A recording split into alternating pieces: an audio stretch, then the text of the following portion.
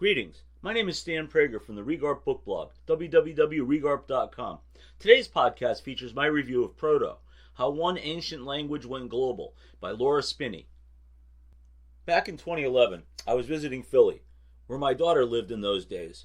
But the timing of my trip was all about the opening day of the exhibit of the Tarim Basin mummies at the University of Pennsylvania Museum of Archaeology and Anthropology.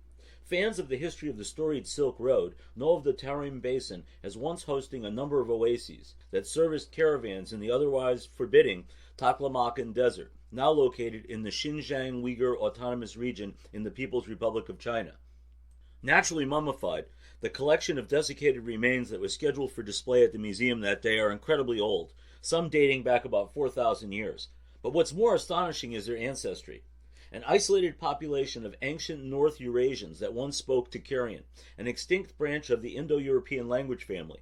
To put that in perspective, these days in excess of 40% of the world, more than 3 billion people, speak some kind of Indo-European language, including German, Italian, Russian, French, Hindi, Bengali, Punjabi, Persian, Greek, Irish, Albanian, Lithuanian, Armenian, and the English employed in the writing of this review. Tocharian was once part of that family.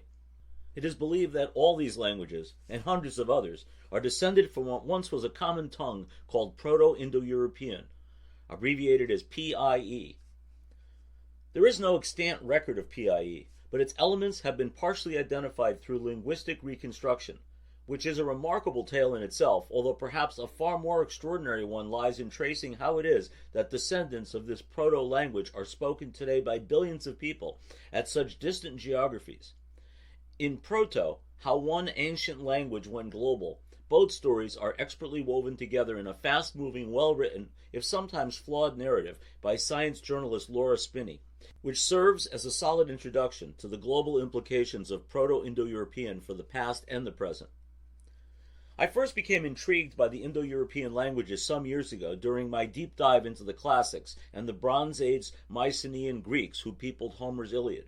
The Mycenaean script was first discovered, if not identified at the time, in the ruins of the Minoan Palace of Knossos on Crete in 1900 by British archaeologist Sir Arthur Evans, on tablets tagged as Linear B, to distinguish it from the other earlier script found on other tablets that were labeled as Linear A. Linear B also turned up elsewhere on the Greek mainland, but no one could decipher the strange symbols. More than a half-century later, Michael Ventris and John Chadwick cracked the code and determined that Linear B was in fact a form of ancient Greek, in use by the Mycenaeans who conquered the Minoans. The Linear B syllabic script seems to have evolved from the still undeciphered Linear A, which was almost certainly Minoan and probably unrelated to Greek, and thus likely a non-Indo-European language. There are important lessons here that have global implications. First, while the ancient Minoans and Greeks for a time utilized similar scripts, the languages recorded by these scripts were different. Second, and perhaps of even greater significance, that the Minoans learned to speak and write the Greek language of their conquerors does not imply that the two distinct peoples were otherwise related. When Greek written language re-emerged after a kind of dark age that followed the collapse of the Bronze Age, one of the earliest literary works recorded was the Iliad.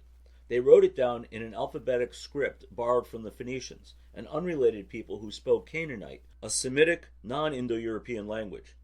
Thus, the populations that today speak Hindi, French, Albanian, or English are not by necessity genetically related to those who at one time may have overrun them and imposed an Indo-European language upon them, although they may be, and in some cases we can determine that they definitely are.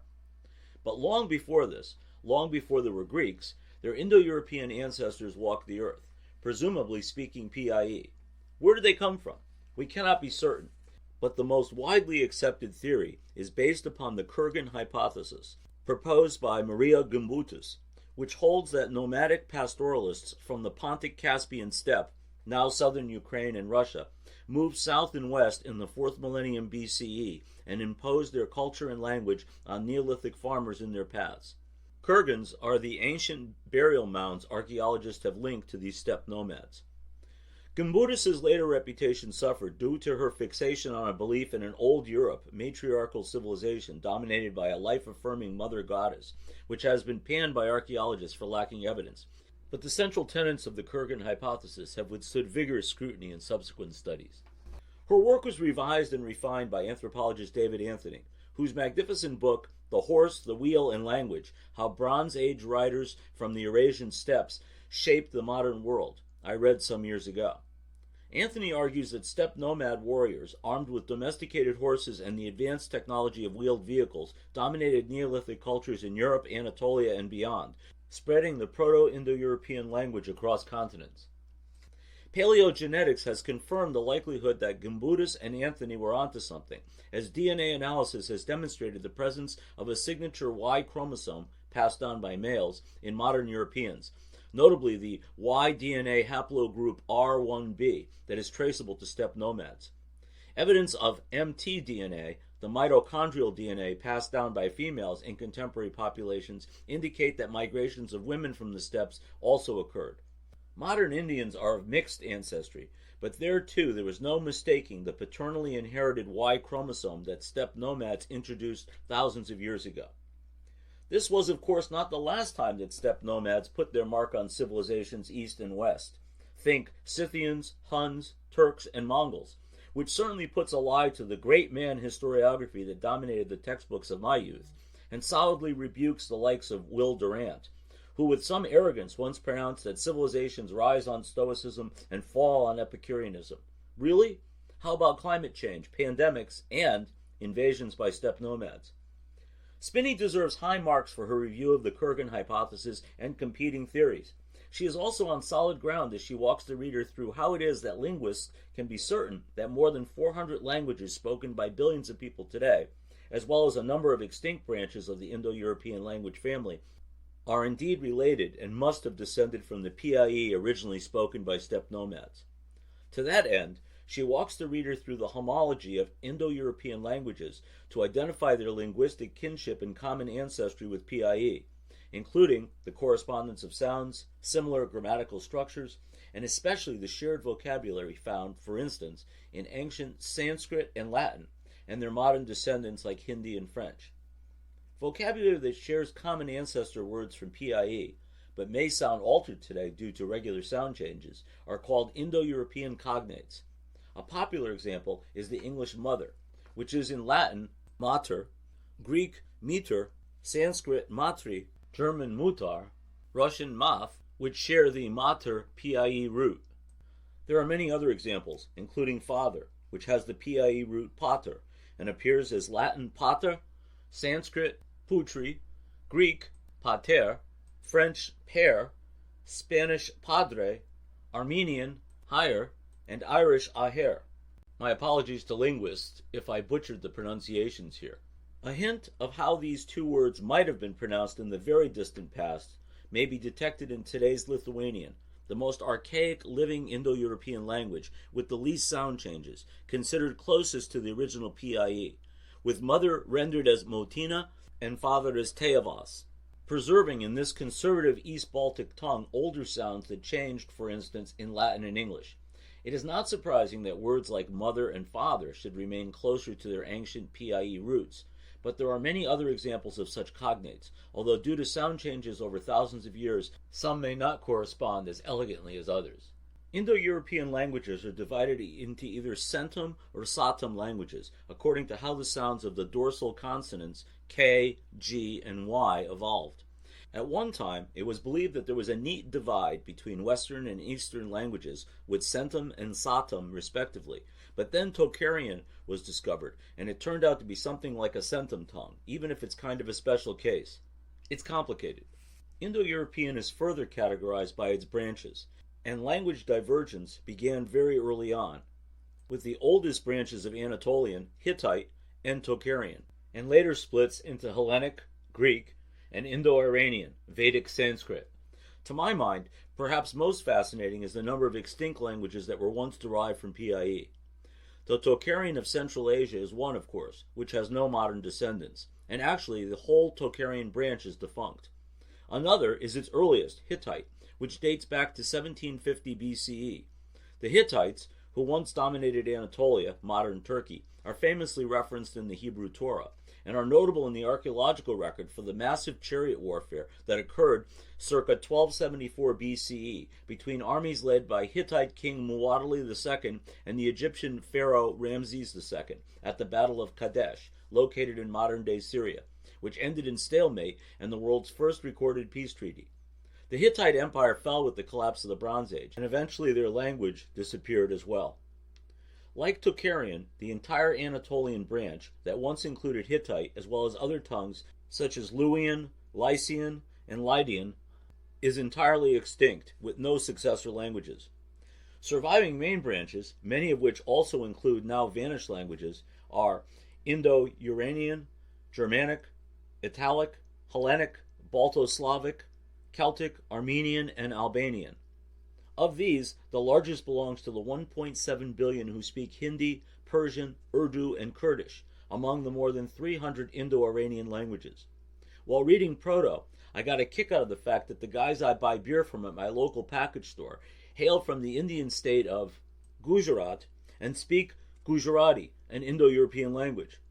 There are close to 450 living languages in the Indo-European family today, but also more than 800 others that no longer exist. Proto serves as a fine introductory course on Indo-European languages and their shared PIE ancestry, although it turns into a kind of travelogue as Spinney takes the reader on a journey to various spots across the globe where IE tongues are spoken, looking to the past and present with captivating excursions into history, archaeology, linguistics, genetics, and culture.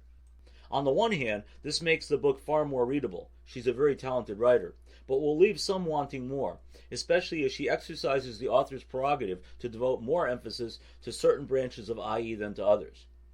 There are, unfortunately, a couple of glaring errors.